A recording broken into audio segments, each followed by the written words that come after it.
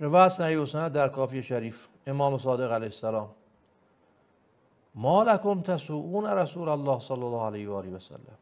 چرا پیامبر رو ناراحت میکنیم؟ گفتیم آقا ما پیامبر رو ناراحت میکنیم؟ فرمودند بله، مگه خبر ندارید که اعمال پیغمبر عرضه میشود؟ فاذا رأى فیها معصیة ساءه ذلک، گناهی ببینه ناراحت میشه. فلا تسوءوا رسول الله صلی الله علیه و آله و سلم و سروه، پیامبر رو ناراحت نکنید، خوشحالش بکنید. خب آقا پیغمبر از اعمال ناراحت میشه، لا خوف علیهم ولا هم یحزنون شد، دروغ این روایت. مگه میشه جمع بد کرد بین اینا؟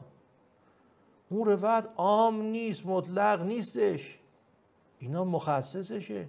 روایات متعدد داریم که پیغمبر صلی الله علیه و آله و سلم اگر باهاش صحبت بکنی خبر بهش میرسه.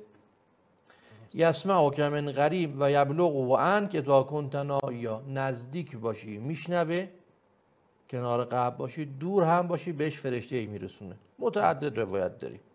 خب اگر حضرت زینب کبری سلام الله علیها روز عاشورا گفته یا رسول الله هذا حسین مرمل بالدماء و اون روزه رو خونده، پیغمبر شنیده نشنیده؟